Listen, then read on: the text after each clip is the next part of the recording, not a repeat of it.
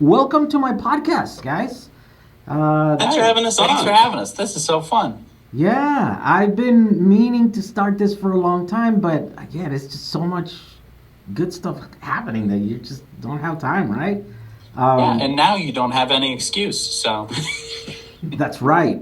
Now I have the space, and that was the whole thing about the space. Yeah, and I have the time.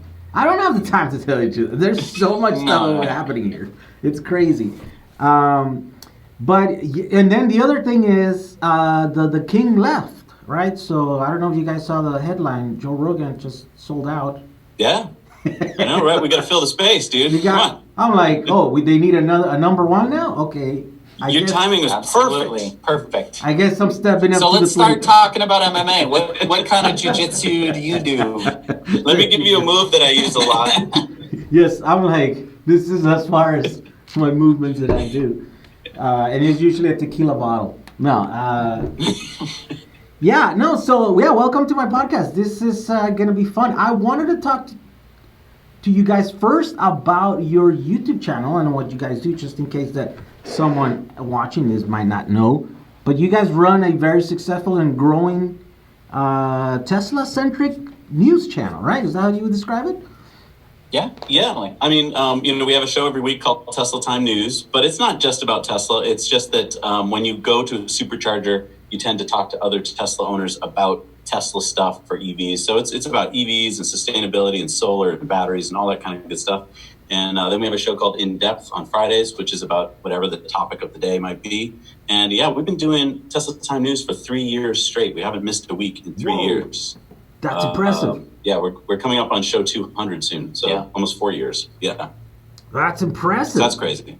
Yeah, and it's like an hour long or something, right? Every week. Every week, it's daunting. It sounds daunting. It's pretty easy to get into. Sometimes it's only 45 minutes. Oh, that doesn't sound too bad. Last week it was 45 minutes. But we do have a clips channel. So we started that a few months ago. So we take smaller bite-sized pieces, put them on the clips channel. So you can share with your friends. Yeah. But you got to watch the whole show. Or you miss out. Yeah, I mean, to tell you the truth, I find it hard to keep up, right, with everything that's happening in the world, and particularly the tech stuff. Like I'm so busy creating my own content that I don't know what's going. And especially people come to me like thinking that I know about Teslas, and I'm like, I don't know nothing about Teslas. Up till like a few months ago, I wasn't even a Tesla owner, like a legit Tesla. Right. Now I have one, right? But so I would just pop in your stuff, and I would be like, fill in. You guys are doing all the top stories and stuff, and it was great. Yeah, and if it weren't our job, I mean, I don't want you to feel bad, because if it weren't our job, we wouldn't be up on this stuff either. Like, it took, up until, Sunday afternoon, I'm not up on everything until we're just about ready to do the show. It takes a monumental effort to try and get through all the news that week, find out what's interesting, what's not. So much changes in a week.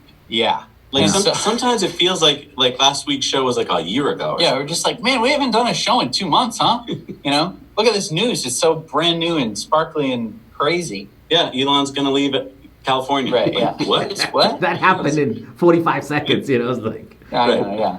So, that's crazy. What's the process of that? Like, are you guys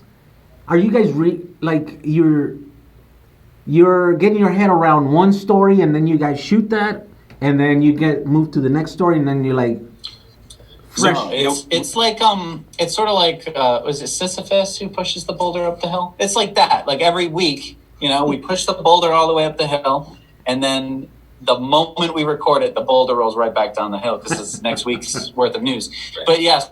So what we do is you can't start writing the news the next day after you record it because nothing's happened yet, or something has happened and you don't know if it's going to be the news or if it's going to be like, that happened on Monday. That happened on Monday, dude. That's like a month ago. Yeah. So we have to start writing on like Wednesday, Thursday. Then, and go through all the stories, figure everything out. Then Thursday, then Friday, Saturday, we're still writing the news. And then usually it always seems like it's Sunday morning, some big story comes out. And that's when we're getting ready to shoot. So then we have to redo everything. And we have a script. Right. So we basically read off a teleprompter where we put our notes and stuff. And usually it's about 75 pages of script. Wow. 100. It's like 100 pages of news. It's not like single space 12 times New Roman font, but it is a lot of stuff. You guys use Sans Comic. Come on, admit it.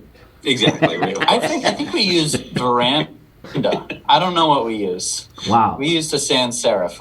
We should use a serif, shouldn't we? We should. It'd make it easy to read. But whatever. That's a great idea. Yeah. See, we don't even have time to evaluate. That's such the problem. We thought it was great that we turned our studio into a Google studio so that we can tell it to turn on and off. I'm afraid to say that word now because it might just shut off. But so you're like, walk in. It's just because we used to shoot it in the car. And if it was hot out, we'd have to warm up the car, then shut off the AC so it wouldn't make noise, and then we'd start getting, colder and colder, hotter and hotter, whatever it was. And then we were like every week, like, why do we hate the show? Everything so was much? battery powered. We had to bring everything out there, break it up, put it up, break it down. If we started too late at night, we'd have to set up lights. Yeah. Right. So this is much finally better. It took like 2.5 years, and we learned to just do it in a set. Oh, for that long you guys did it in a car? Oh, we were idiots. Yeah, of course. For at least a year. Yeah. Oh, well, wow. we did in the car for a year, and then we did it like in different rooms where we had to set things up and move couches. I think it was just one week. It was just like a blizzard or something. And we were just like, Yes, man, you can't go outside. I don't want to go -12 slogging through like 2 feet of snow and like, how are we going to get out of the car? Because it's still snowing. Like, how are we going to get out of the car while it's still snowing? Do you remember for a while we used to drive to interesting locations and line up the back of the car so you could see like a wind generator? It was this big. It would be like, you'd be like, is that solar panels? Wow, cool. Like that would be our big thing. And we would have spent 3 hours looking for that spot. So it's better. People underestimate the work, the amount of work that it takes to frame something good. Like I was telling my wife the other day, I saw some news thing, and or some documentary, and they had some shots that were like perfect, like framed, and it had all the elements that you need. I'm like, you know how much work that took? That just doesn't happen in the real world. It's like you'd have to like force your reality to make that thing, right? It's like, it's crazy. Yeah, and she's like, what are you talking about? It's just a window with the right thing on the other side. It's like, no. Do you get these emails from people that ask to do stuff like, hey, Jehu, I have an idea for a show. You should go to India and interview this guy and do this thing. And you're like, thanks, but we're kind of busy. Yeah. Well, I get tons of those. I get hey, I have this car. Can you convert it for me? And I'm like, well, I got my list of cars that I gotta convert. Hey, have you ever thought about doing this product? And using it, and do a full-on like thing. And I'm like, I don't have that product, and I have a backlog of stuff that I have to. Yeah, it's people don't get that I'm super busy. And we all are, right? But Now, I mean, can I just ask you though? I heard you're super busy. I heard that you're doing something really cool. Can you just let us in on it a little bit? Just a little secret. Oh yeah, my mega plan. Well, yeah, my mega plan. It's kind of on hold right now because of the coronavirus. But my idea was that it's like. We go through all these burnout. You guys are probably gonna be, well, you guys are smart. You guys set up a team. But for the most part, all of us idiots that do this on our own, then we go through this thing called burnout, right? Where we're like, oh my God, we just don't want to put our lives out there because we've been doing it for so many years. And then you're like, oh, but you know what? The day you don't make a video, then you don't get paid. You see your income. So I'm like, I got to set up some other type of business that doesn't require me to be in front of the camera yelling at people, like, telling them to give me money or, give me their attention. So I thought, like, I love these cars, these BWs. Everybody loves them. I know how to convert them. I have access to all the people that are converting them. I have access to all the parts. I'm to the latest parts. I'm like, why don't I just build a fleet, take them in Hawaii? I love Hawaii. I want to, like, possibly move there for some time before I die. You know what I mean? Like, and then I kind of was like, last time I was there, I was angry because my wife paid for this crappy car. She faked like this, literally like a piece of junk that was the paint was peeling off, the AC didn't work. I was like, why do we get this piece of junk? You know, like why are we driving this? So I thought I would love to drive my bus on an island, and so I thought, well, that's impossible because I mean, it's how do you bring a car to an island? And what you're only here for a week usually? Like what do you? So then I thought that's only rich people or you know. Then I thought, well, what if I were to do that? You know, and I just started thinking about it. I'm like, what if I were to do that? What if I were to build a fleet of these buses, take them out there, and just rent them to people? I'm not sure I'm not the only one that would want to do that. That's awesome. There's a lot of like, it filled out every little box in my list of things, right? Like whenever I do a project, it's gotta be like, it's gotta be fun. It's gotta be meaningful. It's gotta, you know, I gotta be able like to help people, right? So it's like, this one is like, not only are you going to Hawaii and enjoying, but you're also helping because you're not polluting this pristine environment that we should conserve. Like it's a beautiful. I don't know if you guys have been to the islands. It's beautiful. It's like paradise. This could be our first. I would go there for this. Yeah. Yes. So that's why we're rooting for you. Yeah. Especially. Yeah. I mean, I'd root for you anyway, but if we get to go see him, I'm way in. Yeah, this is like paradise. I like literally, right? And then, you know, we're all mainlanders, you know, that's what they call us. We're all just going there and trashing the place, and we're like, you know, going into the sacred pool. We're just, you know, idiots over here, us Americans, right? But I'm like, I got to do my part and try to preserve this. And one of the easiest way, one of the worst pollutions, and you guys will agree because I've heard you guys say this. You're in this pristine environment, and brrr, some truck goes by spewing out noise and carbohydrates, right, out of the tailpipe. And I'm like, we got to change this. We can't do this in these little tiny islands. Like, these are... Yeah, and I mean, Jesse's never been in Samba. I have. And, that's right. You lord that over me. Okay. It's really fun to drive in. I can only imagine how cool that would be just seeing, because it's like a 360 view out of the car. It's amazing. For Maui is this crazy island where there's a road that goes halfway around the island. I mean, the road goes the whole way around the island, but half of it is this epic drive through mountains and little ridges, and every time you turn, there's like a new waterfall. That whole side of the island gets crazy amounts of rain, so the waterfalls are just nonstop. And then, like, there are spots where you go in and you see one waterfall here, another waterfall in the foreground, in the background, another one over there, and it's like up to 7 waterfalls you'll see, right? So these pretty incredible views, and as a result of that, it's crazy traffic going through that little road because everyone's just amazed, you know, at every turn. They're like, oh my God, look at this waterfall. It's even greater than the last one, you know? And so what people do is they rent these Jeeps that then they take off the roof because then that's an easy way to just, you know, drive around looking around, you know? And so I thought, well, my bus is perfect for that. It's got a bunch of little windows on top on the roof and a big hole in it, so... Now, isn't it hard to find VW microbuses cheap because like everyone loves them so much? It is. It is, but it's getting really easy. Again, for someone like me that I can just go and hack it and weld it and stuff. Mine is not a real 23 because those are literally worth hundreds of thousands of dollars now, like the real Sambas, right? So now they're reproducing every single piece of metal. And so I'm just getting like the regular 13 window or the 11 window, you know, combis that they call them, or standards, I think. And I'm just welding a brand new roof with the little windows on top. Nice. Someone that's gonna rent it doesn't care if it's like a legit, you know, right, straight from the factory. They don't care. It's just a cool looking bus from the 50s. And plus, it's Hawaii. Where are you gonna find another one? You know. Exactly. So that's how I'm getting around. Buying really expensive, because I know if you're gonna rent them, people are gonna beat them up. They're gonna drive them off a cliff, you know.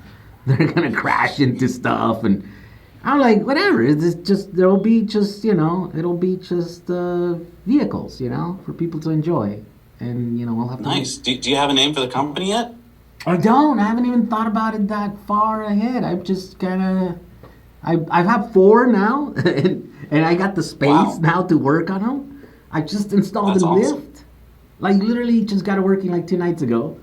Wow. And then I'm setting up my giant, if you have a shop, you gotta have a giant neon sign. So I was looking at that last night. I couldn't buy one because those are super expensive. Like the legit signs from the 50s and the video shops, they're going for like up to 10 grand. And they're like this plexiglass, just neon, it's just like neon or sometimes a plexiglass thing. I'm like, I ain't paying that, So I just went ahead and just got some wood and painted it, and I'm bending like little LED neon. But it's so cool. This neon, this LED neon mimics the old one. It like flickers and like does this cool. little thing. Like, and some of it turns off. It's really cool, just like the real stuff. Right, and I bet it's more energy efficient. So you're being environmentally conscious. Yes. So I mean, that's the real reason why you did it. I'm sure you're just making up a little story to be cute, but Yeah, it's because you're really trying to. I'm just trying to It's have all fun. for the. Yeah, I know. I'm just trying to have fun, but yeah, if you can do it, in a clean way, why not, right? Yeah. Much better. Which was why I was attracted to you guys, because you guys seem to be. That sounds like it's the base of everything that you guys are doing, right? Like you guys, worry about the future, sustainability, all that stuff. Yeah, I mean, it's kind of like what Elon wants to do. We want to get the needle moving as fast as possible to sustainable energy, because we feel like that's what changes people the most. Like when you watch some documentary about the Earth, like say the corals bleaching and dying, and after you're done, you're just like, oh God, and like you're depressed, and Like you're not going out there with bleach and you're not bleaching the coral. So you're not like the connection between you and what the movie is talking about. It's kind of like, it's kind of like watching a movie about, or documentary about like World War II. And you're like, okay, I get it, and I am American, so I guess I would have been a paratrooper or something. But didn't really have anything to do with me. Like I wasn't in charge of anybody. I wasn't even alive, so it didn't seem to affect me at all. It's interesting to know about. I might feel sad or happy or whatever, but you're not going to feel directly tied to whatever was going on. And it's the same thing with documentaries where they're just talking about like global warming or climate change or bad things that are happening to our ecology. You're like, okay, well, I'm not cutting down the rainforest, so what do you want me to do? Right. What do you want me to do about it? And so we just found that like there are sustainable things you can do that actually get you feeling pumped. And one of them is like you found is EVs. Like as soon as you get in an EV, you're like, wow, so wait a minute, I'm doing everything I used to do, but it's not it's faster, it's safer, it's not emitting, it's pollution. cheaper, all that kind of stuff. And you're just like, okay, so wait, if I made that change and that was cool, is there anything else I can do? And then you start looking at like, oh wait, so I could put solar on my roof? Like, oh, awesome. What else could I do? Right, because that's the fun part, because you're like, okay, I'm making an investment, but generally the investment that you make, either in time of researching something, or whether it's solar or EVs, you're like, there are dividends, even monetary ones, to the investment that you make. Like whether you put solar on the roof, now you have a lower electric bill, or if you drive an EV, you have a lower energy bill for that vehicle. No matter where you live, even Hawaii, I think it really depends. But like that is, it shows everyone that like, oh, it's fun to make these investments because there's so many positives to them. Right. I mean, in Hawaii right now, they got to bring diesel fuel on tanker ships to the island to power the island for electricity. And it's like, well, you don't have to do that. Right. It's a sun-bathed island. Right. What are you, crazy? What are you, nuts? So it's and up until very recently, the argument was, well, it's solar, so when it's nighttime, you're not going to power. Right. And it's like, batteries, dude. Right. Yeah. Yeah, and that's why we love your show. I mean, it just we basically just let your viewers know, like we just have one of your batteries that we just use, and it's on a project coming up on our channel. We converted a lawnmower, and we used your battery on that, and then we were like, hey, why stop here? And we took a ride-on mower, and we decided to convert it, and we used your battery to power it. So that was freaking awesome. Yeah. And then we were like, let's just do a car. So we're working on a car now. We're going to have to use a different battery for that. Yeah. But let's slightly unless bigger. You want to send us some more of yours. Slightly bigger one. Yeah, we can work that Slightly out. bigger. I mean, this is what I do here. So you guys haven't chosen the battery then?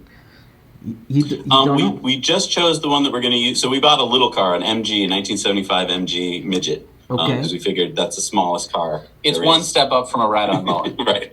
It's in terms of barely, size. right. Like, I mean, wheelbase, just slightly bigger than a ride-on mower. Yeah, it's like 57 inches wide. So Yeah. We read that. We were like, what? Because we had to make sure it fit in the garage. And it fits. you can put like two of them. Oh my gosh. Yeah. They're like Wow. little clown cars. It's really funny. I mean, with the engine out, it doesn't weigh anything. Oh my god. Yeah. Yeah, it's super light. yeah. 1,000 pounds barely or something? Like 1,200 pounds? Yeah, it's like 1,600 pounds curb weight with the engine. Yeah, with the engine out, it's like... And the gas tank Oh, out. it's like 1,100 I mean, pounds or something. Yeah. Yeah, I mean, I'm tempted to just cut holes in the floorboards and just Freddie Flintstone this thing. There you go. I mean, so we're close. the weird thing is that, I guess it's not that weird. Those are popular conversion cars. We've seen other ones. In fact, I know someone right now that is selling his. And this guy used to work at Apple, and what batteries did he end up using? I don't remember there's so many projects, right? But he just texted me a couple days ago that he's gonna sell his MG Midget conversion, and if I wanted to do a video or something, and I haven't gotten back to him. I've been so busy, but they're popular. I think because of that reason. They're small, they're light, they're probably inexpensive, right? I mean, they're not very popular, but these are kind of a weird, obscure cars. Yeah, It's exactly right. It's a very small customer base, I guess. yeah, I'd say. literally, because you have to fit in it. Yes.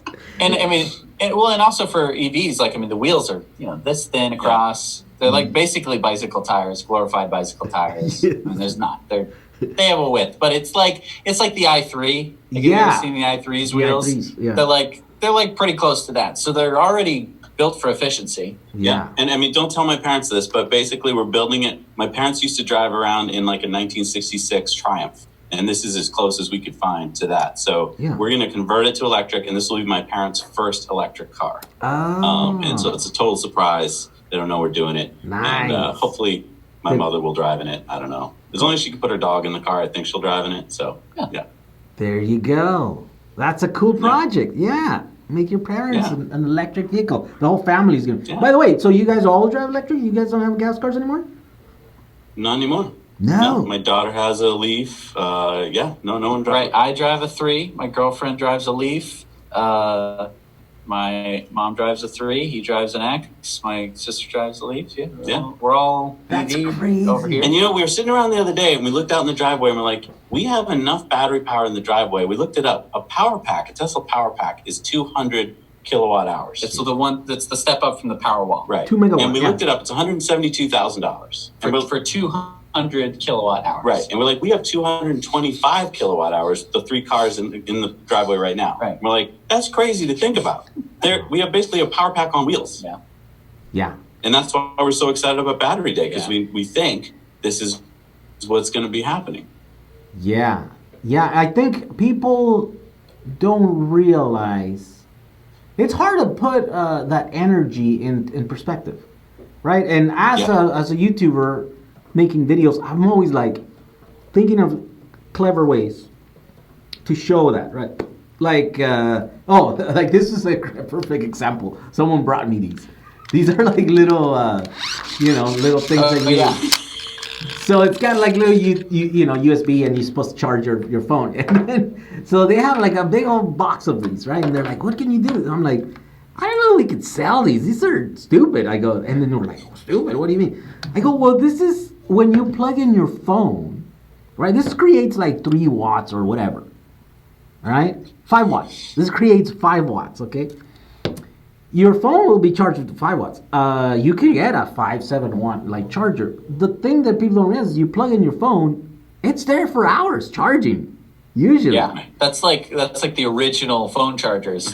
Back when your phone couldn't access the internet, it could barely send text messages. It was just there to maybe tell you what time it was and to make phone calls. Yeah. And even then, you had to charge it every day, right? Yeah. But we don't It wasn't doing any processing. We don't see. It was just to phones. Yeah. We usually don't see the time because it's there doing its thing. You're over here watching TV or living your life, right? But when you're not going. Oh yes, you know. Hold on, guys. Hold on. I'll charge my phone. You know, people don't realize that it's an incredible amount of energy that these little batteries hold. Batteries are amazing, right? And that's why I love them, because they're incredible pieces of technology that can store and deliver unfathomable amounts of energy, right? And so people don't see that because they see the cars okay, what's different about this Tesla? It's no, you don't get it. This thing stores electrical energy like nothing that you've ever seen before.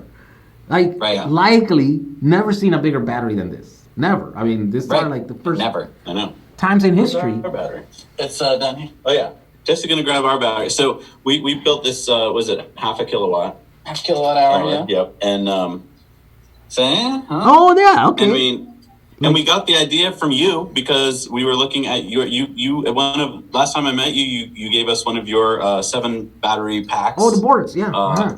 Yeah, one of the boards, and I was just like, oh my god, listen! And we started getting into it and looking what you could do with it, and there's just so much power in there. Yeah, it's incredible. In one cell. I mean, I popped a 20 amp fuse with one 18650 cell out of a modem. Yeah.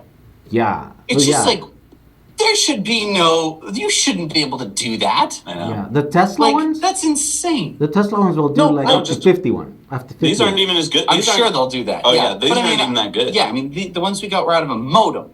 It's just, it's insane that they would put it in a modem. It's like if you took apart a modem and there was a loaded handgun in it. You're just like, why did they need this in here? Yeah. Whoa, what the, really? You're just you're pulling out, 4 of these, not of these, but 4 cells, and you're just you needed that much power? What? Yeah. You could make it's an insane amount of power, and then you put them together in parallel and series, and you're just oh, this is a Tesla now. I just want to ask, mini chunk. I just want to ask, why are they not teaching this in school? Oh my god. This would be so cool to have engineering classes in school where they actually get to do this stuff. Because you can blow your hand off. Well, they can blow your hand. There's shop classes in school with chop saws. Yeah, they never let me touch the saw. I was I know how to use a chop saw. I do it all the time. My dad's a freaking contractor. I know how to use a nail gun and I'm I don't know. I can't imagine 14, kids 15. running around with nail guns. They didn't have nail guns, but I was trying to convince my shop teacher. I'm look, dude, I can make my own box. How many times do you think you heard that? I don't know. I can use a chop saw, dude. That's true. But I'm just Next saying. thing you know, the kid's like this. Well, I think we lost him. First time. Oh, look at that. Now I get to see what his last name is. Cataldo. We lose Jehu. Is he back? There we go. We're back. All right. I was talking that I finally get to see your last name. It's Cataldo. Is that how you pronounce it? Cataldo. What's the background on that? Cataldo, yeah. Is that Italian? Italian. It means it comes from a little town in Italy. My dad went there once. It's I think it means castle, so it's a castle town. And he went to this town one day, and everyone was named Cataldo. It's just weird. Okay. Walk around town where everyone what freaking all interrelated here. Yeah. How about you move a little bit? Yes. It's like me, Garcia. I'm there's Garcias in every country in the world, from every nationality, but we all started somewhere. Yeah. Probably Spain. I have some background in Spain too. But we lost you for a little bit here. Forgot what we were talking about. What were we talking about? We were talking about batteries. The batteries. And how they should be, schools. Kids.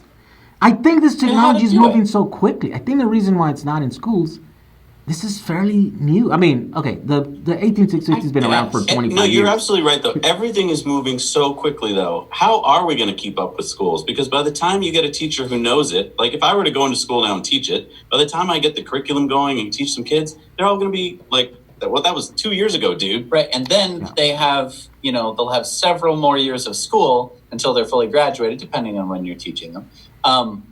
And so then, they get out into the world with 6-year-old data. Right, and they're like, oh, I know how to fix a leaf. Yeah, everyone's like, what are you talking about, man? Right. It's all about the Model Y. It's all about the Cybertruck. Right. You know? Yeah, right. I mean, it's good to teach those fundamentals. And Yeah. I remember learning circuits in school and with the AA batteries, and I guess you still have to teach it with AA batteries so that way you don't have a kid burn their hand off. Because it's a lot. It's a lot of power. Yeah, but that's what's so fun about there's so much more you can do. Yeah. Here's what I think. I think that YouTube is becoming the educational, there's so many teachers that actually use YouTube clips to teach their class because we're out there doing this stuff. Right. And I think that's really cool. Yeah. Yeah, you guys want to hear something crazy? I hear from teachers, and they tell me they play my videos since I was like, what? That's I'm a high school awesome. dropout. I'm like, dog. Don't do it. I'm like, I don't I know what think, I'm though, doing. that it is the high school dropouts, though, that kind of knew something. Yes. I have to be honest. You kind of knew, like, what am I doing here, man? I'm like, I have no training. I'm like, I'm just some idiot in the internet just talking nonsense, like doing experiments, blowing things I know, up. but I'm like, I know, but most But of that's how you learn. Yeah, most of the most Failure is a important chance to people, learn. Most of the most important people in the world, like, never graduated from college. Yep. They dropped out. You hear everybody. Yeah. Crazy. They all didn't like school. I think it's an interesting. Well, because look thing at to what talk school about. is. School is the same as it's been for hundreds of years. I It's the know. same stupid curriculum. I think it's great to learn certain subjects. Sure, you got to learn to read and write and do math and stuff. But, do we all need to learn French? Some people can. Sure, that's but wonderful. maybe you want to learn Latin. I don't. I have to learn it for 7 goddamn years. So you don't use your Latin every I don't day? know. You know? I have not bumped into a Roman yet. Wait, do Romans speak Latin? I don't know. Don't they speak like? They do, but I can't say yes to you in Latin because there's no word for yes. There's Oh, no is. Wait, but no.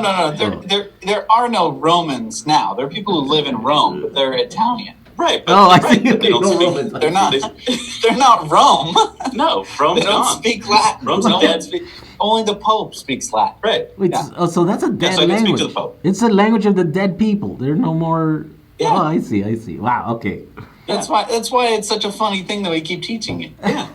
Why? There was so much. I mean, not to say you can't learn it if you want to, but just there's other cool stuff. Is there a difference between Greek and ancient Greek? Like when they used to teach don't Greek think in so. school, was it ancient Greek or is it just I Greek? think it's Greek.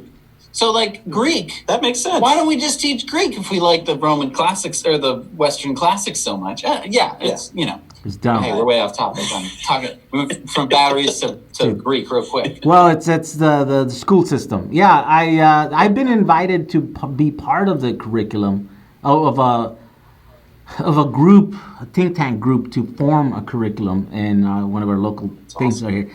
I was like, I'm so unorthodox that I just That's couldn't what we need. hang. That's what we need, dude. Oh my God! You just- gotta do that. I just couldn't conform to the whole. I was afraid I was gonna let them down, because they needed. It was a whole thing where you proposals and the thing, and then you write it. I'm like, I'm not writing anything. What are you talking about? That's why I do what I do, so I You're don't have already to write doing it. anything. So You're already doing it though. Right. You're already making content for the YouTube channel, and Yeah. that's teaching kids. it's just I mean, not in a but- traditional form. And they were like, no, fill Yeah. these forms out and write a thing. And I'm like, okay, Uh-huh. step one, that doesn't fit my style. So I was Exactly. kind of afraid to join, and I don't know. I didn't want to let them down, so I kind of pulled away, and I'm like, I'm too busy doing videos and having fun, carving my own way, right? Yeah. So Yeah. I feel kind of bad, but because they really wanted this stuff, and they're like, look, this is the future, and nobody is qualified. I mean, it's almost like this doesn't exist yet in academia, No. right? So I think it'll get there. I think eventually become normal. Batteries will become, a thing that you buy at Target. You'll have Oh, a of little course, power yeah. wall, right? I mean, imagine when horses were the only way to get around, right? And then all of a sudden the automobile pops up, right? And everyone's just like, what the heck is that? I know how to reach your horse, but I don't know what an internal combustion engine is. Right. And now, everyone on every street corner knows how to hot rod a car. Yeah. And pretty soon they're going to have to learn electric if they want to keep hot rodding cars, because that's what it's going to be. The more we've been diving into this car thing, because I mean, like, I've always held cars at an arm's length because I've always had to pay for them. And don't we all? I've never had the money for it. Yeah, of course, we all have to pay for cars. But I'm just saying, like, you know, it was like, okay, I got a car, and then, you know, 6 months later, boom, ton of money, got to drop on that thing.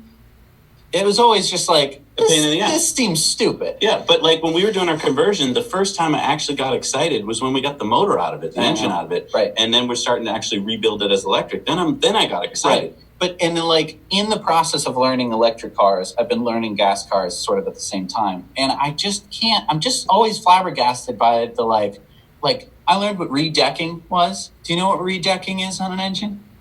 Yeah, you know what? No, I don't know what it is, actually. So it's when the engine has warped because it got so hot. You ran it too hot or something. Okay. Or something went wrong in the radiator, whatever. It warps the engine. It breaks the head gasket seal, so no longer will the engine be an engine. It's just it won't even work. So you have to take the whole head off. You take all the pieces out of it, and then you have to cut a new line at the top. You have to resurface the top. You got to resurface that whole top, and then, or I guess that's redecking or whatever. And then you have to do all sorts of other work. Then you have to put all sorts of new, slightly different pieces into it. Bigger, like they bore the cylinders. Yeah, you have to rebore the cylinders. Exactly, and it's just like, you did all that work just to make it. Like, what? Like, that's nuts to me. And people will diss electric cars. They'll be like, oh, you know, after 100,000 miles or something like that, you're going to need to replace the battery pack. And it's like, first of all, you don't have to, right? Like, depending on the car, you could either limp by or be fine. Yeah. But if you replace the battery pack, you don't have to cut any. You don't have to redeck anything. You know, you just replace the battery pack, and then it's the same. And it's like, and around 100,000 miles is when you have all the problems with the regular car anyway. So it's like, what? Yeah, wheels are falling. What I love about out. your channel is that you have no fear. You take a bunch of batteries and you start going like, hey, how can I make a pack that'll fit? And you start building, and it's awesome because you just show that it can be done. Right. And I think that's so important. There's so many people out there who are like, well, until someone does it for me and sells me a product, I can't do it. But you're out there like, hey, let's just do it together and see what happens. Yeah. It's awesome.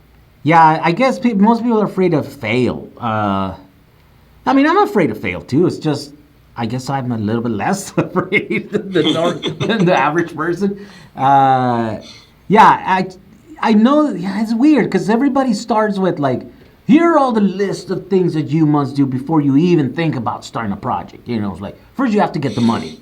And I'm like, okay, well, I never had money, so I can't start anything? No, I refuse your logic there.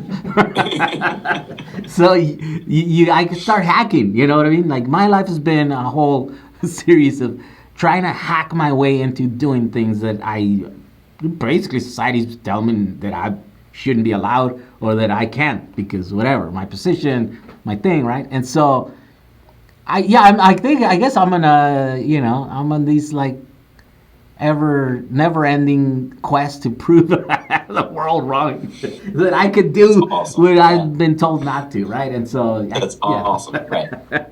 Yeah, no, I mean, and that's a good point because I mean, like when we built this battery, it just felt like I was cheating a little bit, like I was doing something I wasn't supposed to. Yeah, you know, because you're pulling these parts out of these modem batteries or whatever, and you're just like. It's stuff that would have been trash for the most part. I know, it's just crazy. And then it's got value all of a sudden. Right. And you're just like, and this is in lots of stuff. Lithium-ion batteries are in lots of stuff. And then you begin to think, if it weren't for Elon and Tesla, probably still would be sitting just in a laptop battery or something. Like, right. I mean, can you imagine how crazy an idea it was to sit around at a dinner table one night and be like, you know what we could do? Take a bunch of laptop batteries. How many would it take? Let me do some math there. Whoa, 5,000, 6,000 batteries? Because you can't do that with small engines. You can't be like, well, I got 4,000 small engines. Now I got myself a race car. No, what you have is a mess. Like you're not going to get more anything out of adding more engines to something. Like it's just amazing, that difference. Yeah. I would love to sit with JB and ask him that question because he's the guy, he's the man, right? By the way, do we know where he's at? Do we know what he's doing? He's doing Redwood. He's recycling batteries. Yeah, so it's a recycling company in Nevada. We believe this is going to be announced we hope at Battery Day. We think that something to do with the recycling will tie into Tesla so that they'll be able to take your battery pack, recycle it, and get a lot of the raw materials back out of it. That's what we're hoping. Okay, yeah, because it was a crazy idea at the time. When they came up with that, like, what do you mean you're gonna use 6,000 batteries? Like, are you nuts? Yeah. And you're gonna use laptop batteries? Like, this is not a 5,000 pound vehicle. Like, it was. Now it's like whatever. Like, yes, you can do it. Why not, right? But at that time, it must have been like a crazy idea to even suggest that. And I still even big company.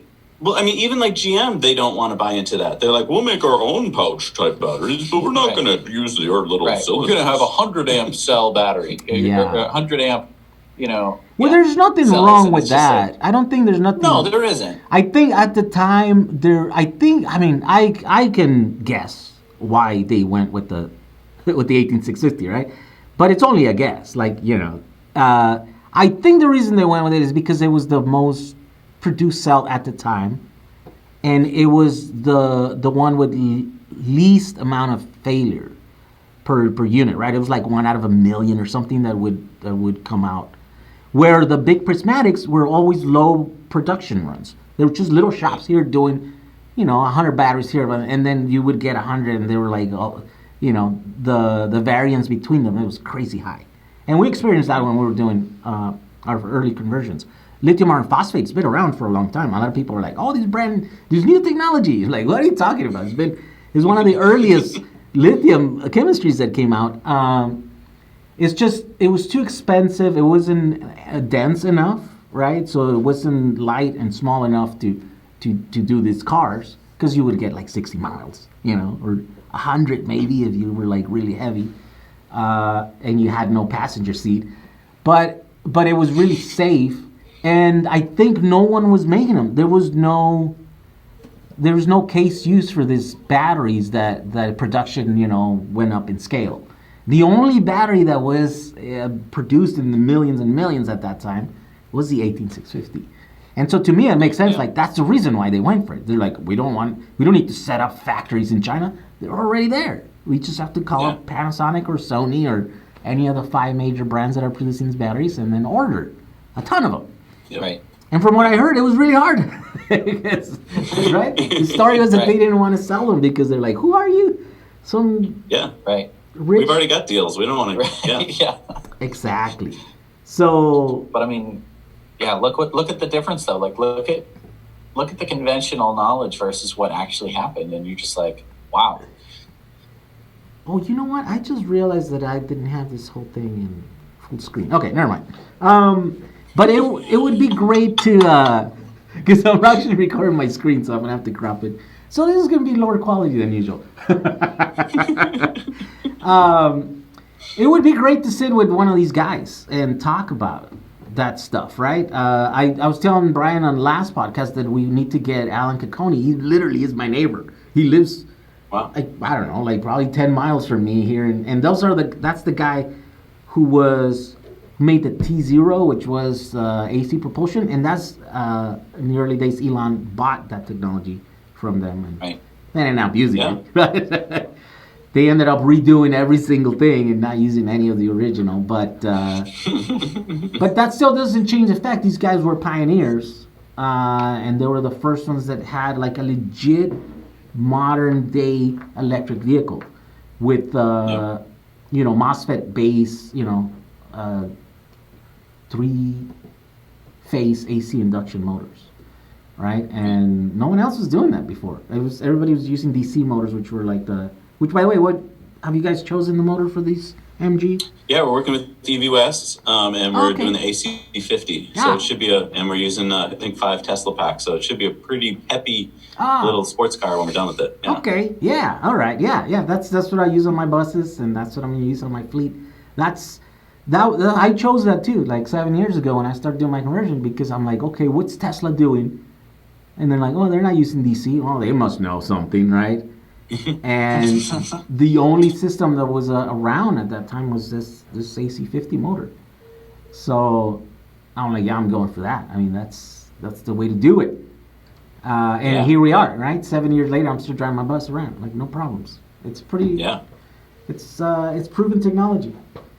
Yeah. I mean, just think of how many problems you would have with your bus if it was an ICE engine by now. Oh my God.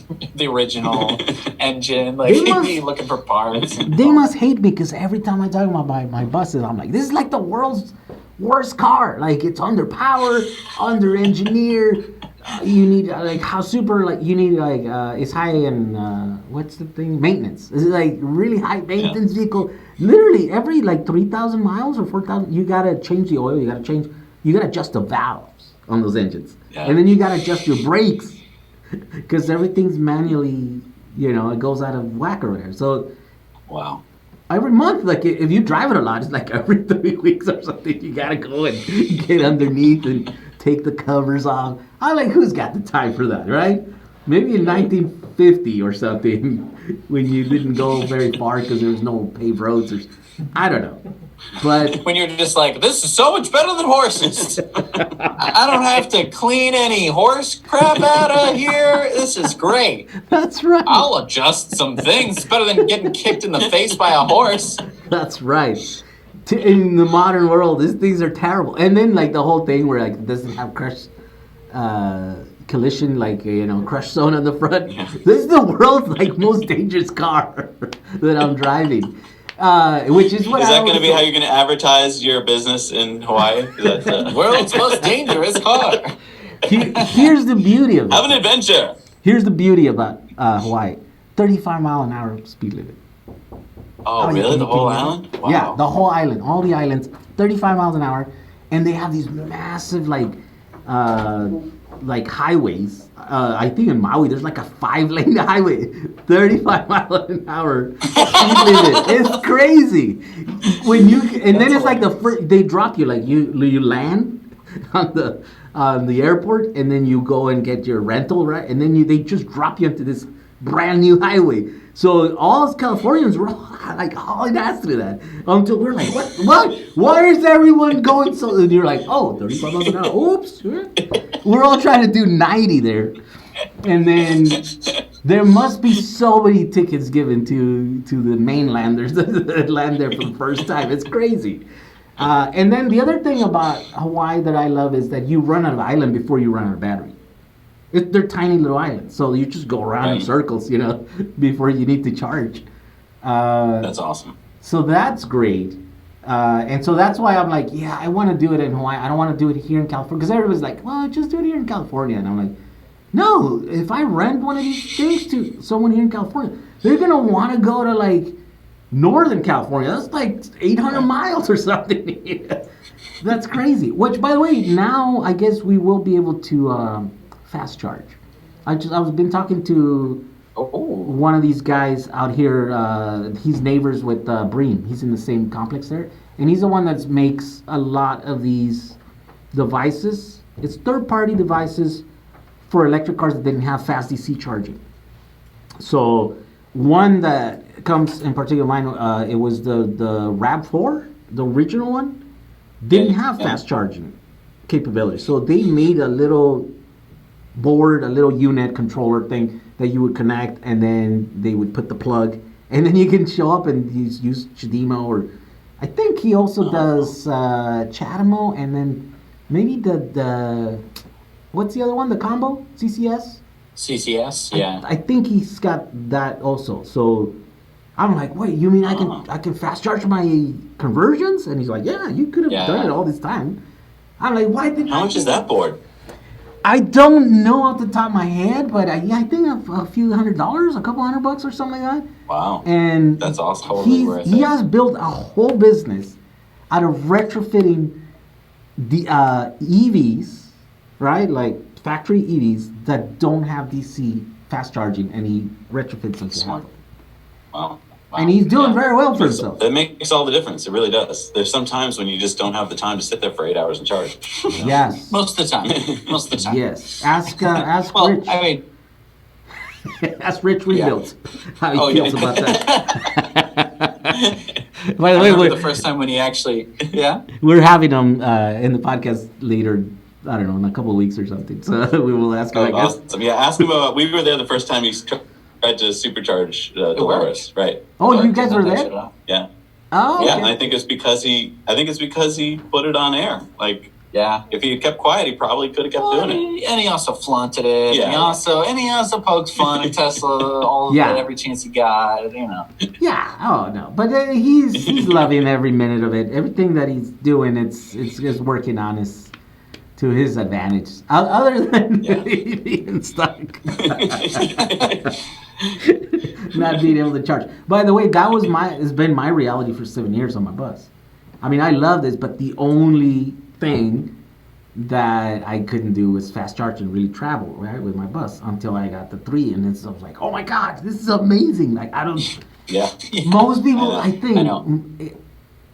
Most people don't realize how amazing what's happening. You know, the technology, like the battery, the driving, the charging, right? Like it's hard to put it into context.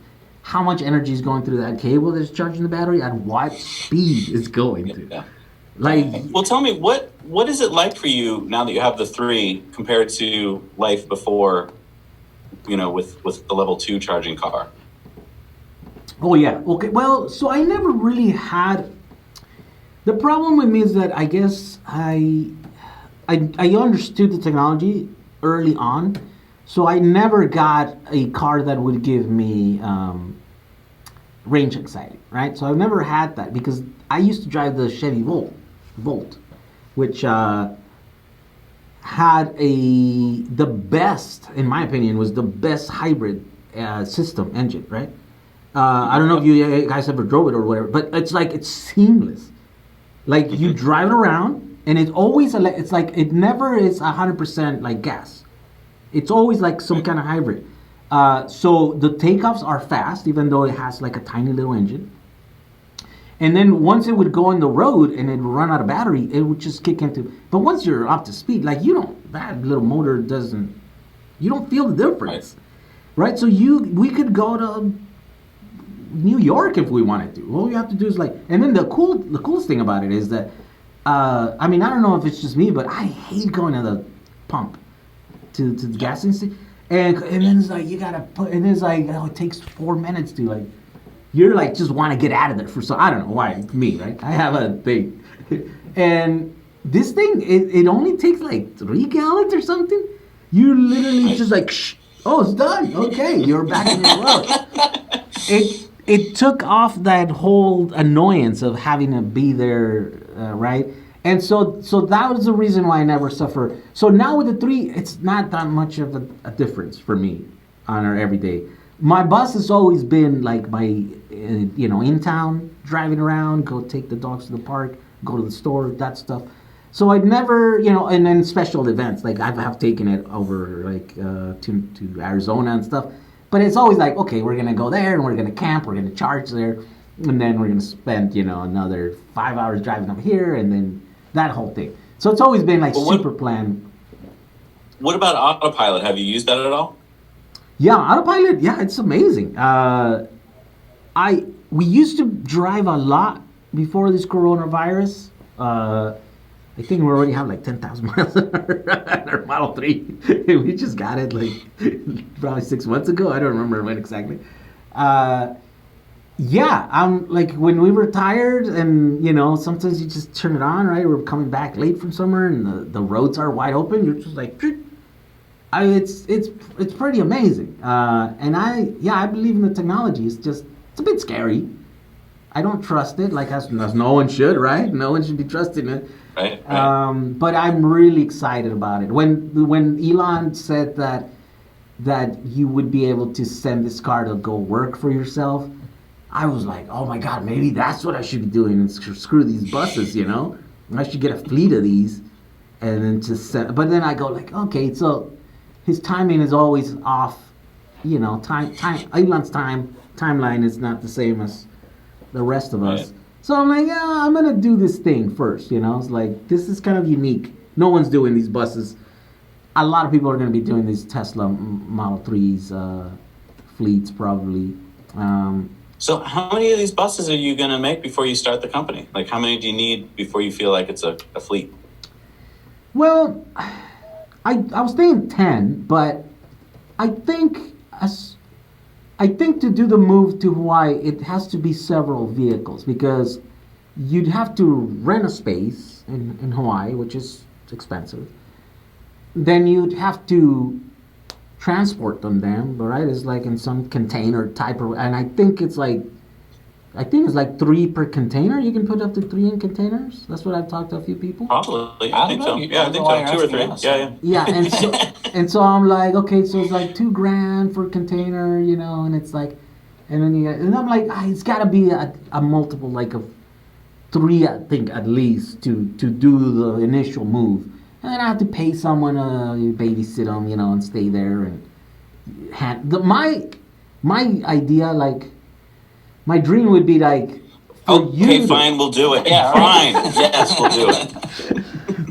The perfect scenario would be like you guys to fly over, right? And then in an app, right? And before, but by the way, I just saw that Turo is doing classic cars now. Before they weren't, so I thought, I won't be able to use Turo, so I'm gonna have to set up my own little thing. Right? But now they can. That would be perfect. Like you go, you're like, we're gonna rent a car, and and you're like Turo. That's perfect. And you guys land, and I have someone show up with the bus at the airport, and you guys pick it up at the airport. You get on, you drive around, you bring it right back to the airport. You hand the keys, or I don't know, maybe it's electric, maybe it's not the keys. Pin code. Yeah, pin code or something on the app or something. I don't know. We'll figure it out. And then you just leave it parked at the garage at the the airport. Yeah, we'll beta test it for you. And then my guy just goes and picks it up, cleans it up, and maybe doesn't even leave the airport. I don't know. I don't know if they have charging at the airport yet. So my 2 islands is Maui and Oahu. Those 2 are the best. And another question: are you going to put solar on the roof? Maybe solar on the roof of the shed where I'm going to keep them, but not on the bus. The bus they're going to have big giant holes, so I literally have like this much space in the front. Oh, right. Oh, yeah, you don't have much room. Yeah. Yeah. You never know. Maybe I do like a little one just to make sure that... So my idea is also to have like 90% of the battery for the customer. So when they call me, hey, I'm stupid, I didn't charge it, can you sell a tow truck or whatever? And I'll be like, okay, look. There's a little switch. It's in this place. Yes. Click the switch. Smart. You got 10 miles. Like, you gotta head to the nearest charging, right? If you call me again, I'm gonna show up and beat you up. No, like...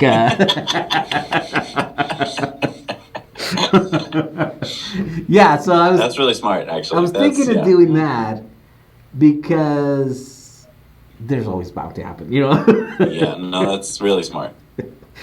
But that's the idea. I don't know how fast, this post-coronavirus thing, we're going to get back to people going to Hawaii. Have you seen? I saw a picture the other day of like one of the stadiums in Oahu. It's full of cars. Like the parking lot is like if there was a game going on.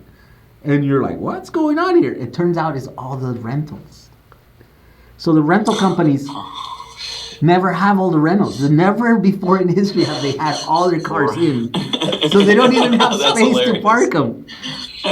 Wow. They had to rent the stadium. And so I'm like, holy crap, there's nobody in Hawaii renting cars right now, right? And I don't know.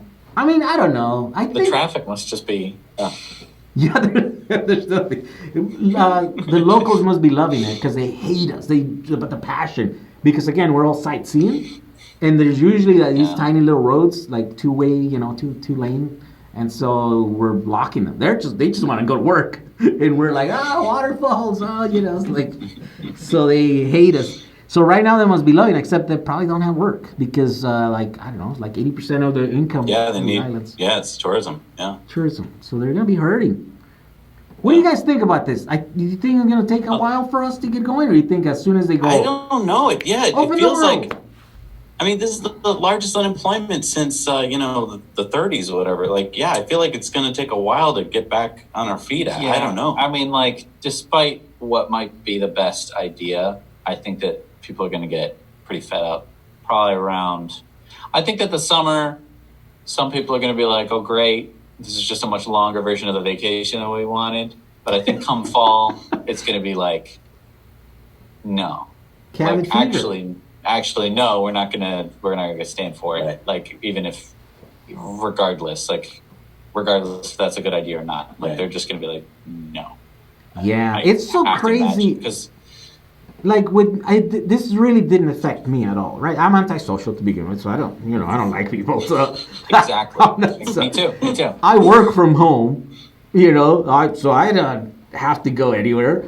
Now I have the space, so I can come here. Like, they haven't bugged me. Like, here in California, they haven't been like, at least in this area, they haven't been crazy in cutting and shutting businesses down and threatening to arrest people or any of that stuff, right? My business is going crazy right now. Like, people have time and money. They got the stimulus check. so they're building batteries. Like, I'm sold out. Awesome. It's crazy. So I'm not affected by this, but I've taken this kind of unpopular stance when it comes to the lockdown. And on Facebook, I'd be like, open it up, like Elon. Like, I was like, yes, Elon, Yeah. And people are like really angry at me because I'm like, yes, I'm siding with the crazies. But I think most people underestimate how big of a thing this economy thing that we have, this show that we got right going.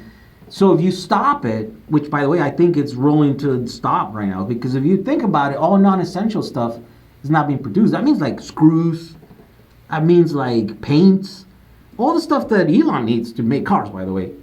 It doesn't matter. Like, even when he said it's like he can open up his factory, but if he doesn't have screws, he's screwed.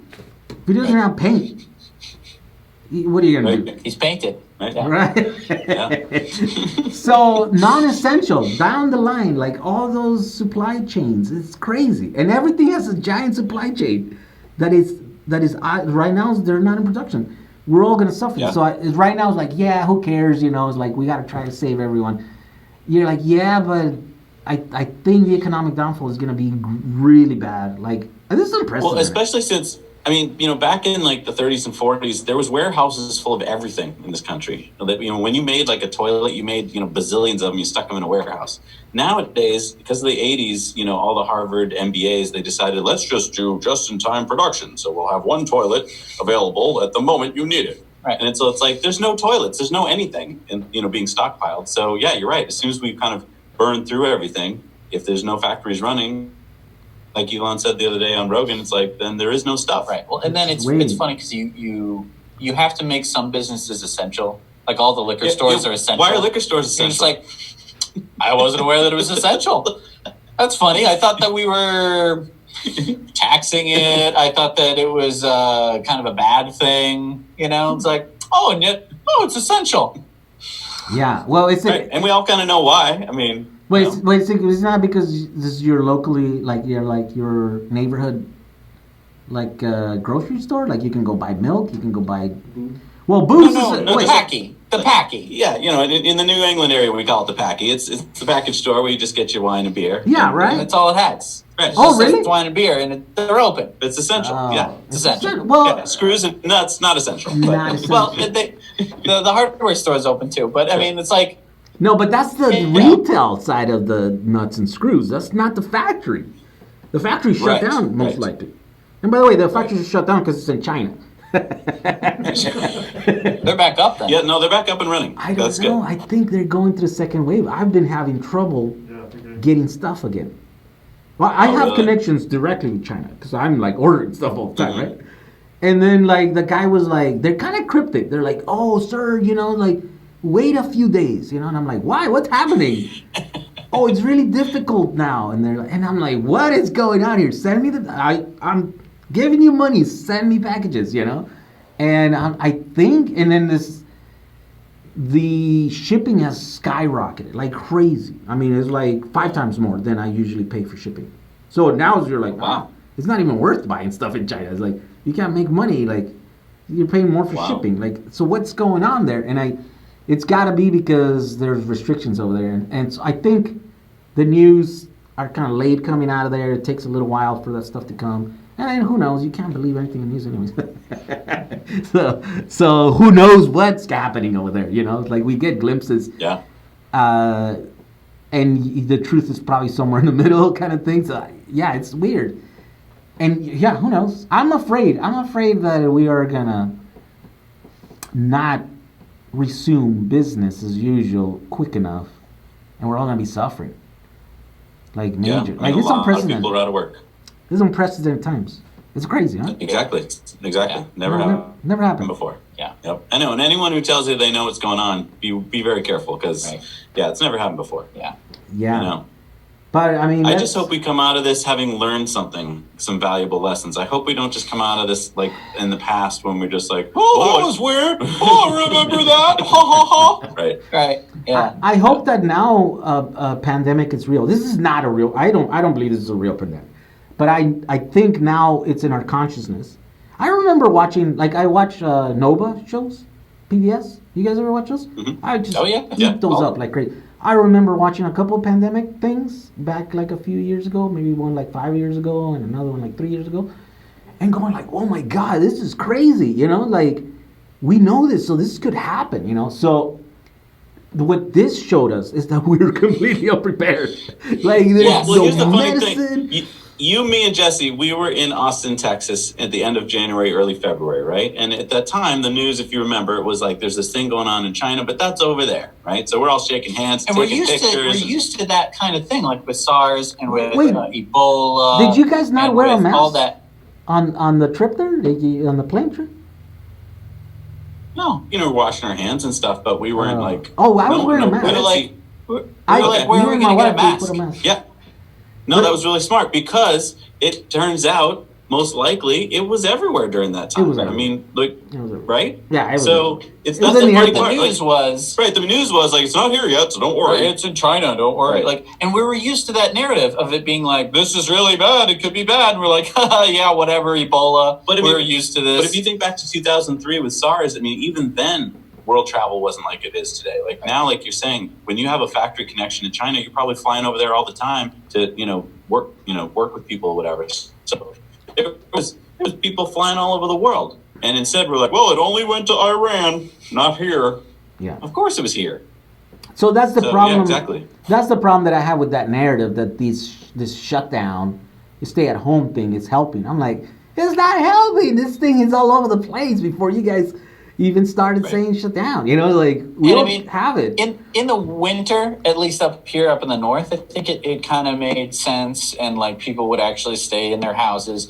But now that it's nice out, you can't keep an New Englander inside in the springtime. Yes. They will, it doesn't matter the temperature. Like you might think, it has to be, we'll be out there, it'll be like 55 degrees in like t-shirts and shorts. Right. We'll be like, it's spring. I'm not dead. Baseball. Yeah. Survive another one. So everyone's out there right now. Everyone. I've never seen more people outside their houses, which is nice. Which is great. But at the same time, it's like everyone's going to want to do a barbecue.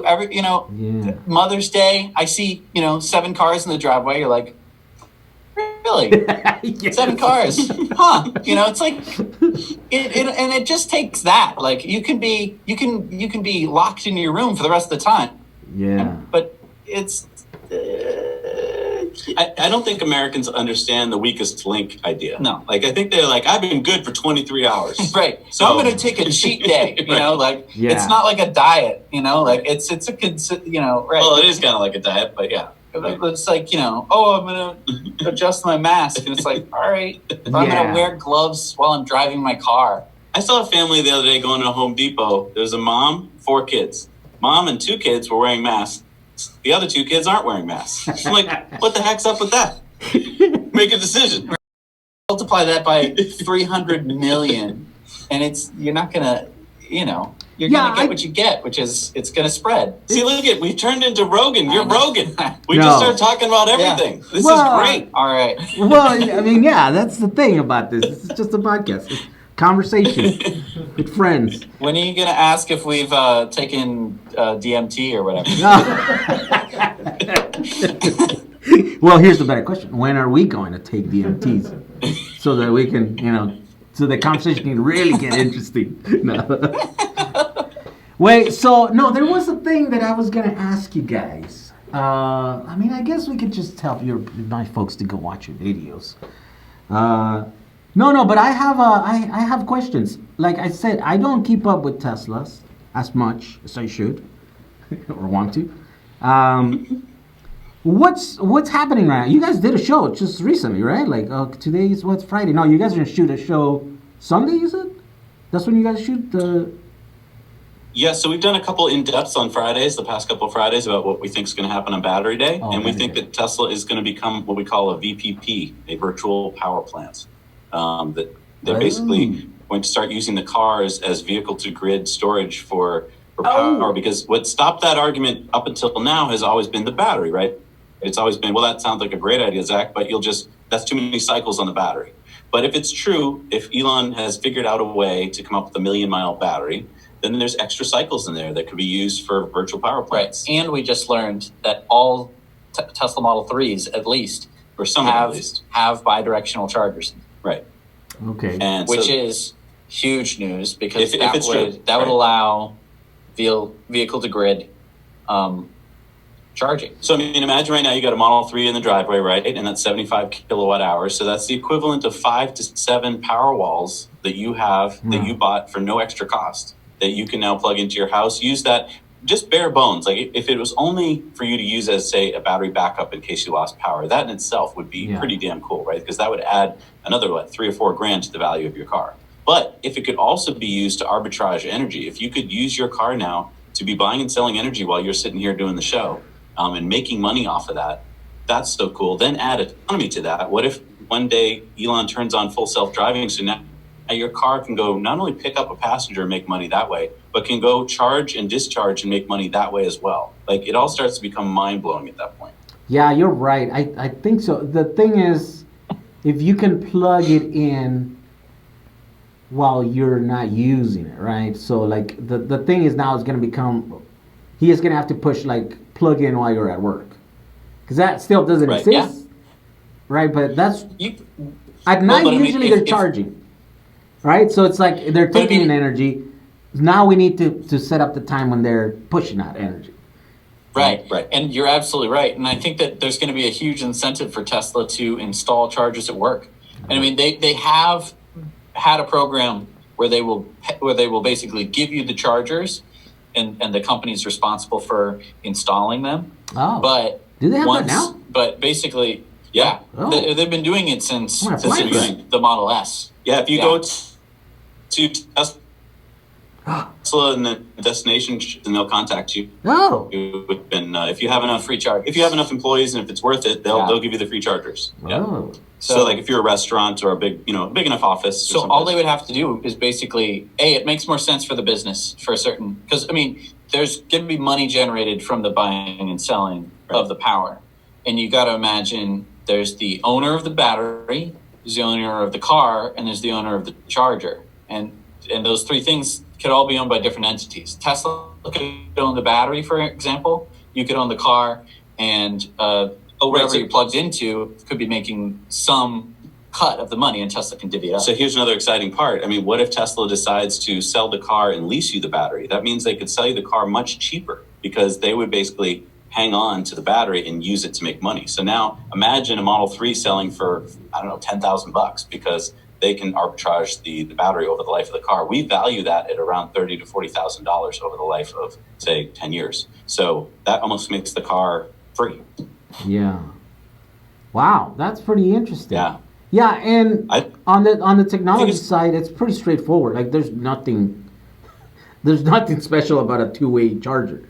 Like you have a legit connection, right? On those little boxes. I mean, that's just a connection with a relay on there, And then the charger Right. is just a DC to DC. Like all it needs to be is turn it into an inverter, which all the hardware's there. All you have to do is just the code and reconfigure a couple Right. little things. And yeah, And bi-directional. And then the big missing piece had been the software side, and Tesla basically has this now. It's called AutoBidder, and that allows them to aggregate lots of different power walls and turn them into a virtual power plant. So, for instance, they can basically bid on power just like a peaker plant can bid on power. So, like right now, if we owned a gas peaker plant, we would be looking at these 15-minute time slots, and we'd be like, okay, at 6 o'clock, oh, it looks like they're able to pay this much for the power. We'll turn on the plant and give you that power. Right. AutoBidder can say, oh, you know what? We've got 1,000 Tesla homes with Tesla Power walls. We'll give you the power. And we'll give it to you right now. Right. It's not like, okay, let's fire up the plant. It's just 3 pick hours. up the battery. 3-4 hours. Some of those traditional plants takes to ramp Exactly. up. Yeah. Exactly. Yeah. And they're burning, fuel the whole time. Right. And these batteries at the same time can also be buying energy when the price of electricity goes low, like Right. during the duck curve, the solar duck curve, when all the solar Yeah. panels are generating energy in the middle of the day. And eventually, if you keep adding more solar and more batteries, you just completely get rid of coal and natural gas and oil and all other forms of power generation. And maybe you keep wind as some extra baseload power for nighttime use. But I mean, you could conceivably do it with just solar and batteries. And, Yeah. Yeah. The cars Distributed. are the batteries. It's amazing. It'll be a distributed power plant. It's in every home. It's in every Exactly. garage. Yeah, And it'll that's be so. I mean, you're in Southern California. Here's a question for you, because I don't know this. I just heard from different viewers that in Southern California, you're getting your power shut off every now and then because of high winds and bad conditions, depending on where you live. Is Yeah. that true? Yeah. I mean, I've gotten more notices than actual blackouts, but it's becoming like a normal thing. It's like, Last week, and we actually did have an hour or so, but I think that was just like they were doing maintenance. Because when I was going home, and I was there, I missed it. I was like, oh man, I should have recorded a video. Because my office was probably the only thing that was on in the neighborhood. Right? Because I have my little power wall and stuff. And I was like, and I was here working, and the shutdown wasn't here. I'm far enough where like the grid is different over there. And I'm in a commercial space here. That's residential, so they do separate those. But yeah, I've been saving up all these little notices, and I even saved one that it was through the phone, because I'm like, I'm gonna use that on a video, like I'm gonna start the video cold started like that, it's like, oh, your power's gonna be out. I'm like, Nice.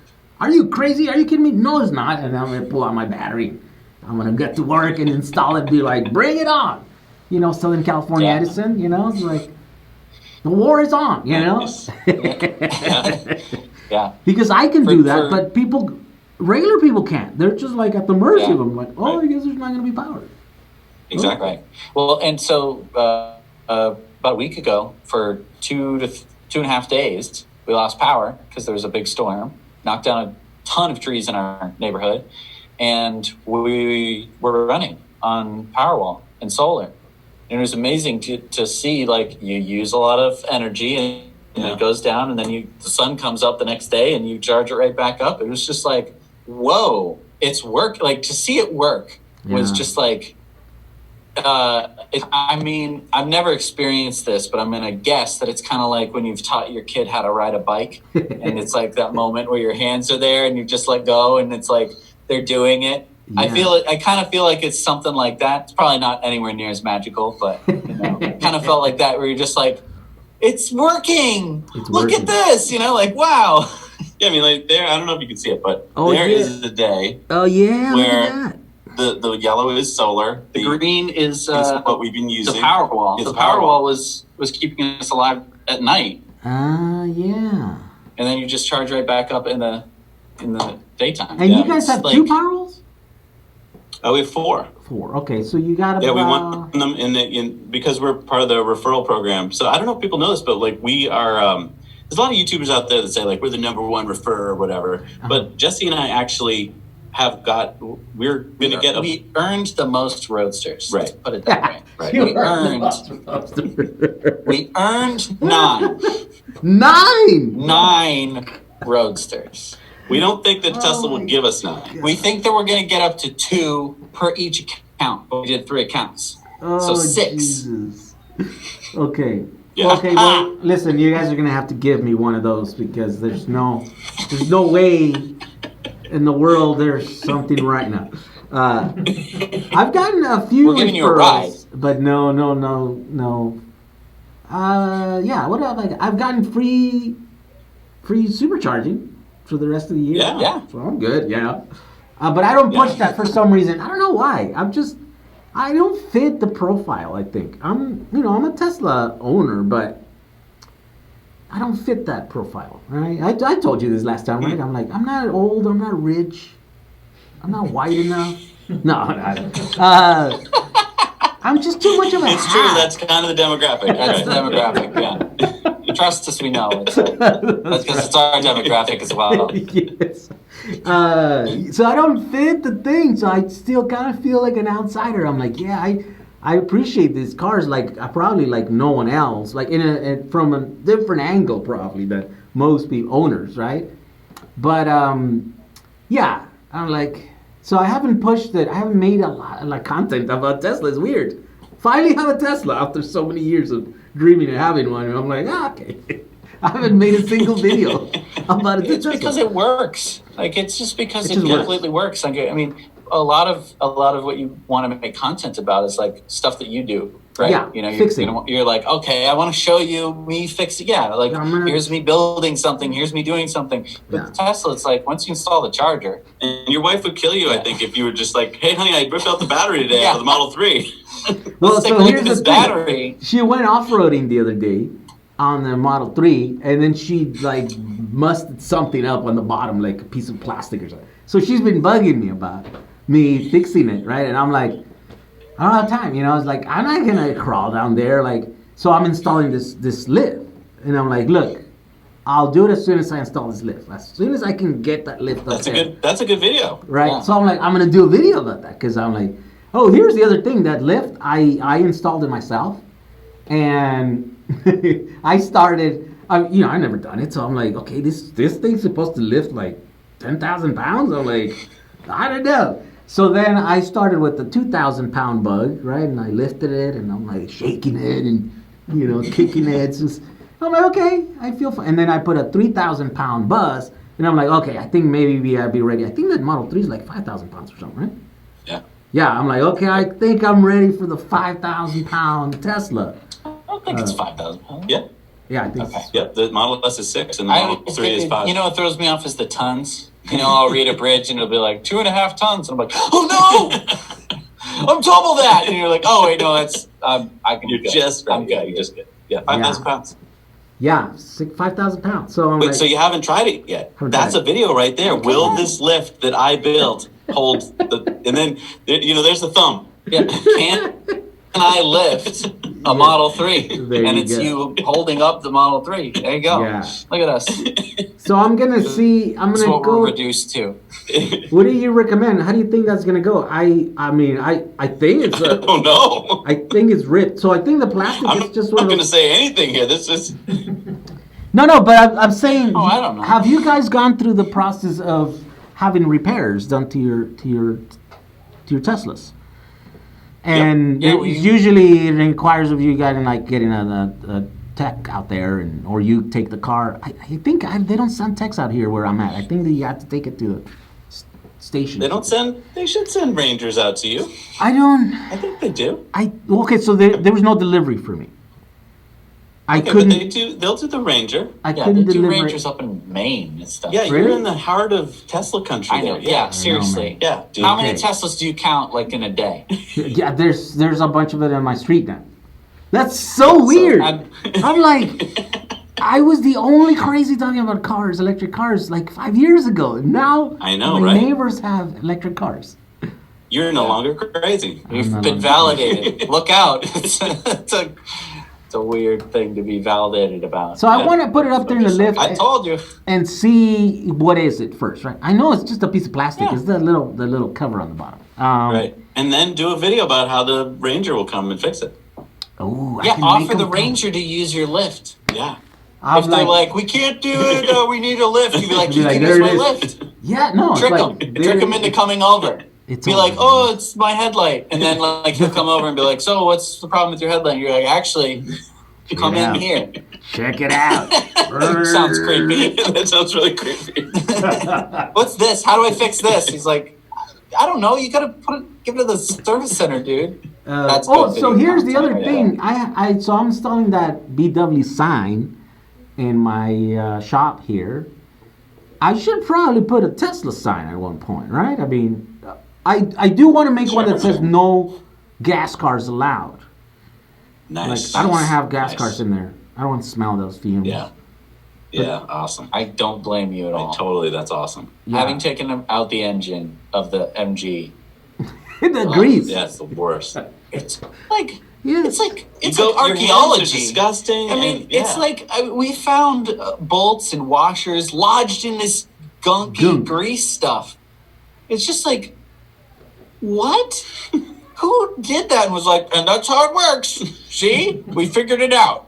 Just you're going to have this gunk buildup. Yeah. And that's okay. That's a normal thing. And we did it for so long. Protects it from rust. Well, it's just... That is pretty crazy. Well, when are you guys going to come visit me? A new shop. I don't know when things open up. Post coronavirus. I see. You guys are those kind of people. Yeah, we totally want to come visit. It's this floating date that everyone has. I know. For when they're going to do everything. No. Be rebels. Let's go against the green. Well, so like in August, we're going to be at Pikes Peak because we got a race car that's going up Pikes Peak. So that we're definitely doing that. And once we've been doing that, I feel like we'll do anything. So, well, when is that? You remember Blake Fuller? Yeah. So yeah. You went race car riding with Blake Fuller, right? So he is our race car driver, and we've got a community-funded Model 3 performance that we are putting in Pikes Peak this year. So in August, we'll be going to Pikes Peak trying to break the world's record for that's in August. production EV. Yeah. Yeah, they moved it back. Yeah. Which was before it was what date? It was going to be in June. Oh, and they moved it to the end of August. Okay. Yeah. So yeah, we've got it wrapped now. It looks really sick. And maybe you can find a picture and put it up on the website there. But we've got a new YouTube channel called Electric Performance. We talk about the road to Pikes Peak every week. So Blake is talking about all the things he's doing to the car to get it ready. And we're just wicked excited about going there. Is there a lot of stuff happening to the car? Corona lets us. Yeah, I didn't know anything about race cars. You have to do stuff to it. Rip everything out of it. He's ripped almost the entire interior out of it. He's doing different coil springs. He's doing some suspension. He's going to be looking into basically the biggest thing we need to know is like how fast and hard can you push the car for how long until it starts to stop giving you power. Right, because you remember when you rode it with Blake, like he could ride half the Coda track hard, and then he'd have to slow down for a bit and let the cooling take over. And that's the biggest problem with Pikes Peak. It's uphill for 14,000 feet. So he doesn't know how hard he can push it. So that's what the testing is now. We're actually going to go to North Carolina next week and go to a test track and meet him there to just push the car and see what we can do with it. Oh, that's crazy. Okay, that should be pretty so cool. And you guys talking to some of those engineers from Tesla, ex-Tesla engineers that are like doing the thing, maybe? Not yet. Hopefully, if they're watching. Yeah, if you're watching, give us a call. Yeah. We'd love to know what we're doing. Yeah, because if you remember, I was talking to Rich's friends, right? There at that show, and he had a lot of insight. I mean, he works on these cars all day, so he understands a lot about what you need to do to trick systems here and what you would do to like maybe where the bottleneck is. I know Blake probably is figuring all that stuff right now, right? But I know that last time he told me he had to reach out to a bunch of people to find out like some of these things, right? So maybe there's a shortcut there. Well, I hope it goes great. I hope you guys get the record. That would be amazing. Thank you. Yeah. We want to show people that EVs are the race cars of the future. Hey, listen, even people like me who believe in the technology, I was blown away by that ride. Why am I so surprised? Holy crap!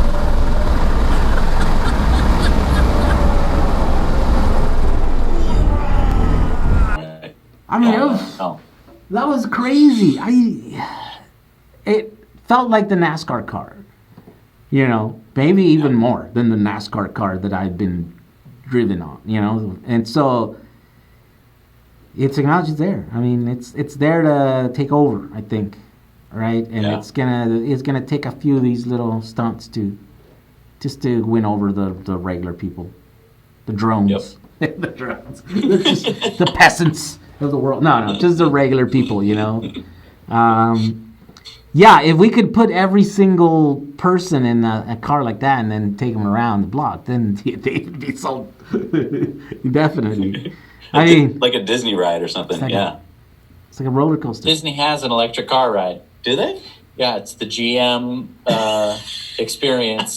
And you go in and you choose what kind of fuel you want your car to have. And you pretend to make a car. Oh. Just like the real car designers, and then you sit in the... And then you get, and no matter what you choose, you get in an electric car and it drives you around a track, and you're like enthralled by how amazing it is. Even if you put gas, or even if you put solar powered completely, you know, they have EVs next to solar power, and then like some fusion technology, and it's like, what? And it just gets worse and worse. Like they're just like, it's less performance. It's like, what the hell are you talking about? Less performance of an EV compared to like their best one's like a diesel, and you're just like, get out of here. Really? And then you go sit in an electric car and it zips you around a track every time. Wow. Yeah. Now we know why they're gonna go bankrupt.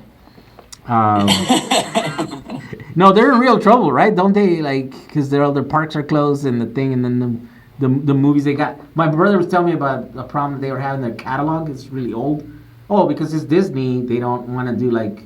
Oh, I thought you were talking about GM. I don't know about Disney. I don't know. I mean, people love Marvel movies. That's all I know. But there's a lot of the catalog they bought, their older stuff, that they don't know what to do. They want to shelve it. And they paid like, I don't know how many billions for it. Because it's racy stuff. Because, they have like it's family image or whatever. You're like, right, what? Right. How crazy, how dumb are these people? Like, they're buying stuff that they don't want to market and sell? Like, that's crazy. But again, a lot of companies might the not Disney survive. Vault. Yeah, there you go.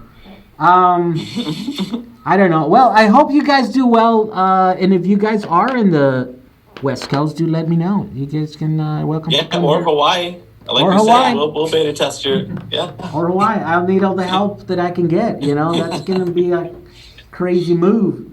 Yeah. Yeah, that's going to be awesome. If I can pull this off. You're going to do it. It's going to be a... Well, just make a battery electric solar powered ship. Because then you can move the cars over for free. Great idea. And then you can rent the boat after you're done. And I can, yeah. Yep, we're your advisors. It's only a few thousand miles. You'll be fine. Sailboat. You go west. It's pretty much west, and don't miss it. There you go. Wait, is it a west-south or west-west? I don't know. Who cares? They never put it in the proper place whenever they show the United States. It's always like the bottom left, bottom right. The ancient Polynesians found the islands, right? I should be able to, right? Yeah. Yeah. Why not? You'll hit somewhere eventually. Yes. All right. Well, I want to thank you for joining me. This is episode 3, right? Yeah. You guys are good guests. I want to start Thank you. It's fun hanging out with you. I want to start the show strong with good guests, and I hope that you guys can come back and be a guest again. I'd love to. Thank you. Oh yeah, Thank you for having us. It was a lot of fun. Let's plug in your socials and what you guys got going on. Sure. Yeah, I mean, mainly it's YouTube. I mean, we've got Twitter and Instagram and stuff, but we're YouTubers. The main meal is on YouTube. Yeah. So head over to Now You Know channel. Yeah, we'd love to have you there, and we'd love to have you on the show sometime too. Yeah. If you're ever on the East Coast. Hey, when this whole thing blows over. I've done some hearted attempts. I'd be at the show. Yeah, we heard you were shooting. You went to like New Jersey or something. You almost made it here. Yeah. That's right. No, I'm saying to make it into the show because I send you a couple like little things, reviews. Oh, right. Yeah, you've done. You did like a supercharger review. Supercharger review. Yeah, that's awesome. Yeah, I was like, oh yeah, I gotta be in that. Like, let me record the thing or whatever. So I've been in the show already. It's just not there. You guys haven't had any guests, have you? Well, the other thing we could do is we have video contributor stories. So if you want to shoot like a 2-minute story about what you're working on with your business that has no name, by the way, let's crowdsource the name. Let's crowdsource the name. Yeah. That's You'll get some great names that way. yeah. Yeah. Yeah. A lot. Yeah, like Hawaii McBoatface or something. That's right, like that one too. A name would probably be at the top of the list there. Because I already have 4 buses. Make a big sign on your show, That's right. Support it. Support the future thing. Which, by the way, we have set up a Patreon for everybody watching this. Set up a Patreon to kind of sponsor this podcast. Because now I got Brian over here to pay. Starting to put the team together. So no longer one man show here. Pay Brian's salary, exactly. Yeah, I gotta pay Brian's salary. So if you're watching this, you want to support the show, there's a thing. And then go support the Now You Know guys, Zac and Jesse there. You guys are doing good work. A lot of work. You guys are doing a lot of work. A lot of like these stories that it's hard to keep up. And you could just pop in one of the videos and your weekly videos. That's right. We do the work for you. Yep. Get you all caught up. Yep. Yeah. So that's awesome, cool. Dude. I'm looking forward to driving around Hawaii with you, dude. That's gonna be fun. Let's do it. All right. I'm gonna start working on those buses as soon as I'm done here. All right. Nice. Get back to work. Got a stupid sign to put up, and then I gotta make a toolbox. Because I don't even have a toolbox, and I don't want to buy this $5,000 toolbox. Right? I'm gonna make one. Out of batteries. Perfect. Well, they want to put a battery inside so that because think about this. I want to have my toolbox be also like a table, because it's big what I have here, but it's not like super big. So I'm like, if I can make like my table have these trays and all my tools and all my hardware's there. And then a lot of times... Sounds like he's not going to get to the buses. I know. Sounds like you're going to be working on the sign and the toolbox. Well, here's the thing. My reasoning is like, once I start working on the buses, forget the sign and forget the toolbox. Like, there's going to be a giant mess here. Like, I never get to that. So I'm forcing myself to get these set up my place. Gotcha. So then I can start, right? All right. Okay. What's the rush? No, I mean, it is a rush, but I don't know.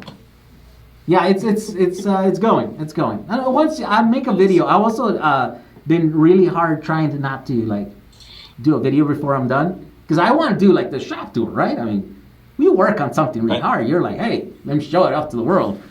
But I'm like, I gotta finish. I gotta get this thing. I gotta get that, and then the giant sign that's gonna be in the background. Yeah, it's. Nice. I gotta finish it. But yeah, I want you guys to have you to come here and share with you guys. Maybe for the next conversion. Once you do the first conversion, that's not going to be the end. You're going to be like, oh, now we need a truck. Yeah. Now we need. Wait, by the way, what's the story with the semi truck? That's still like a no date yet, right? Like release for that. Yeah, He pushed it off a bit. But we'll get it. Yep. Yeah, we're gonna get one. We're number 65 on the list, so. Yeah. Wow. By the way, those of you who don't know, Zac and Jesse here bought a semi truck from Tesla. Yep, we're on the list, and I mean that we'll definitely come visit you in that. Yeah, because I mean the range with nothing in it. It's like Yeah. Wait, so type in the coordinates. So one last question before we go here. You guys have planned to visit everyone that use your referral thing, right? Like your thing. Yeah. We have hundreds of people to go meet. They're all going to get a ride in the Roadster. Hundreds. Do you know the actual number? Yeah, we have the list of names and everything. We have a spreadsheet. Yep, that has everybody. Yep. So you have like a route? We have no idea what the route is. We're going to figure that out as we go along. We're going to need your help. We're going to give you one of the Roadsters. You take the West Coast. Yeah. That's going to be an epic trip. Like, it's going to take months. Oh, yeah. Well, years. Oh, yeah. Oh, yeah. It's crazy. Yeah, we're going to have to... And that's just the United States. We also have to go to Europe and do this. Yeah. So, yeah. Russia, probably, and then Mexico. I'm sure, Yeah. Why You not? never know. Well, maybe not Russia. That scares me. But I've been to Russia, and I don't know if I want to go back. We are going to be drawing some boundaries on where we're going. But if you have people, for the most part. you don't have no Well, they can- referrals. I mean, they, Russia? if they're in Russia, I think we're gonna have them meet us. Just in pop Poland. over to Poland, Yeah. be happy to say hi. I don't want, if Putin gets wind of this, you just take it. I mean, you just take stuff. Yeah, the Roadster, Do you see what especially he did? King. Do you see what he did to the owner of the Patriots? He just took his ring. He took his. He did. He's like, let me see that. Yeah, Yeah, he and just then took it. He just took it. That's right. Yeah. Okay. What so, are you gonna do? Yeah, right. Yeah. I've got an What army. Are you, What do you got? what are you gonna arrest me? I'm Vladimir Putin. What are you gonna do? Yeah. Wow. Yeah. Okay. So yeah. So that's coming up. I mean, as So, soon yeah, as there's you some guys boundaries. get it, there's some boundaries. You guys are probably gonna have to set up a mobile studio in the back trailer. Oh yeah. And the semi truck. Now you're thinking the way we're thinking. Yes. Yeah. What is Yeah. it? Mobile studio, little house, Yep. little place to sleep, little kitchenette, Yep. something. Yeah, you're gonna. Because then, how are you gonna do the shows? Through Exactly. that? You're gonna have a little set. Right. Pop open the doors. Maybe it's glass in the back, so we're just on top of some mountain somewhere. Yeah. Hi, welcome to the news. What's going on outside? We just heard big, loud bangs outside. Uh-oh. Okay. They're coming Well, for you. Good nice luck. knowing you. That's a great way to end the podcast. Yeah, really. Just have it go black now. Look And up the worst thing surprise. is End it like the end of Sopranos. There you go. We don't know. Okay, those were pretty loud. They sounded like I mean, we were talking about Putin, so that could be it. he might, send a few missiles out Send here. us a warning. Yeah. Well, that's crazy. I can't wait for that. Yeah, that's gonna be an epic road trip. About as epic as this is gonna get. And Hopefully. and then not even going into the Roadster, which is gonna be some crazy car that might have some rockets or something. Cold thrusters. Yeah, that's gonna be crazy. I can't wait for you guys to get those and then come visit me. Yeah, we'll go for a ride. Here's the We'll thing. race. Here's what we'll do. We'll take one of those to Hawaii and then we'll go around. We'll race Sure. my fleet sure. of buses against one of your. He's hoping we'll just leave one with him in Hawaii. You don't want to pay the shipping back, do you? Don't you have someone you have to give a ride to in Hawaii? That's right. When you come to visit me, I'm gonna be in Hawaii. There you go.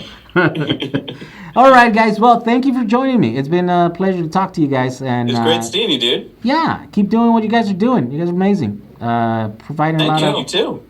lot of value to your fans and keeping us updated with what's going on with Tesla and all the other good stuff with the new technologies.